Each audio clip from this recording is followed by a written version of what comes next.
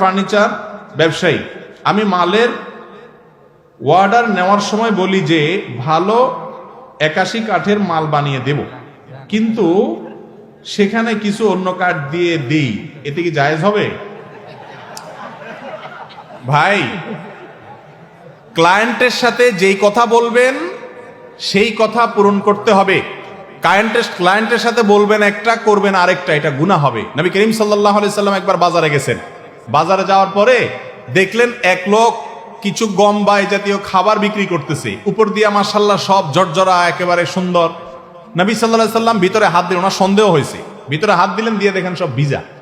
তখন তিনি বললেন, কিরে, ভিজা গমের এক দাম, শুকনা গমের আরেক দাম, তুমি উপর দিয়ে শুকনা গম দিয়ে দিছো, তলে ভিজা, ব্যাপার কি?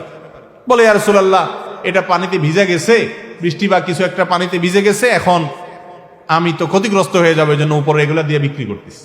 তখন নবী করিম সাল্লাল্লাহু আলাইহি সাল্লাম বলেছেন, মান গাশশা ফালাইসা মিন্না, যে কাস্টমারকে বা অন্য কাউকে ধোকা দেয়, এমনকি হয় আপনাকে দিচ্ছি, কিয়ামতের দিন আল্লাহর কাছে জবাবদিহি করতে হবে। ভাইরে, যে কাঠ বলবেন সেই কাঠই দিবেন, দাম বেশি লাগলে বেশি হবে, কাস্টমার কম থাকবে, তারপরেও আপনি আপনার নীতি উপরে ঠিক থাকবেন। একটা কথা মনে রাখবেন, ব্যবসার সবচেয়ে বড় অ্যাসেট হলো সততা, বিশ্বাসযোগ্যতা।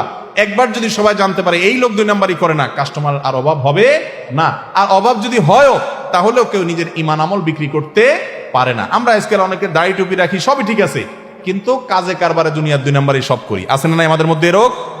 অথচ হালাল উপার্জন না করলে দোয়াই কবুল হবে না, জান্নাতে যাবে না সে দেহ, যে দেহ হারাম দ্বারা গঠিত হয়। জন্য কাঠমিস্ত্রি ভাই হন আর দোকানদার, মুদি দোকানদার ভাই হন, সব ভাইকে একই কথা, যে 2 নাম্বারই করবেন না, দেশি মসুর ডালি কই বলে ওই যে 3-4 পদের মশারি মিশায়া তারপর দিয়ে দিলেন, আছে না নাই?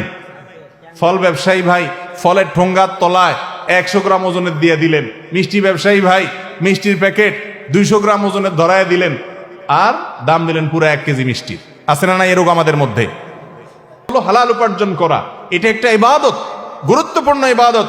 আল্লাহ কোরআনে বলছেন তার নবীদেরকে, ইয়া আইয়ুহার রাসূলু কুলু মিনাত তাইয়্যিবাতি ওয়া আমালু সালিহা, হে নবী রাসূলগণ, তোমরা হালাল ভক্ষণ করো, হালাল উপার্জন করো, সৎভাবে কামাও, এরপরে বলেছেন নেক আমল করো।